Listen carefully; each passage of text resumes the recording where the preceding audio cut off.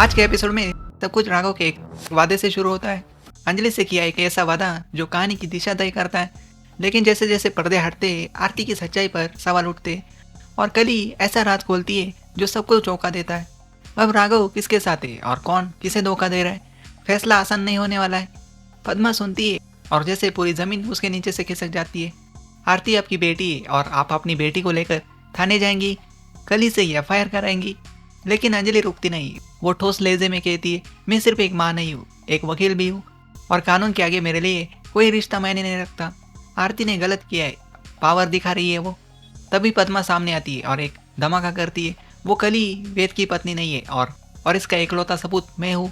वो सिंदूर मैंने बदला था। अंजलि पीछे हटती नहीं। नहीं पद्मा, तुम्हें कोर्ट में साबित नहीं कर पाओगी। वो शादी झूठी थी। अब जो भी होगा वो कोर्ट तय करेगा। थाने में एक तगड़ा आमना सामना होता है। एडवोकेट अंजलि और एडवोकेट राघव सिंह राजपूत आमने सामने। राघव मुस्कुराते हुए, नमस्कार एडवोकेट साहिबा कहते। तभी वैभव, आप इनके सामने हाथ क्यों जोड़ रहे, ये तो आपकी बहू है ना। राघव हंसते और कहते, अरे नहीं नहीं, इनका तो आज भी वही एक ही नाम है, एडवोकेट अंजलि अवस्थी। इनके नज़र में रिश्ते कुछ नहीं है, कोई कीमत नहीं है रिश्तों की।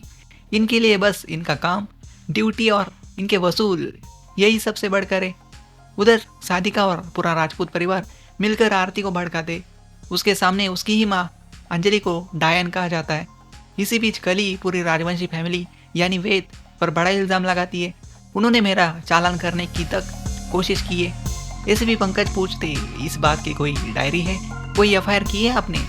कली कहती है नहीं। तो फिर एसीपी पंकज कहते हैं कि खोखली बातें मत कीजिए आप।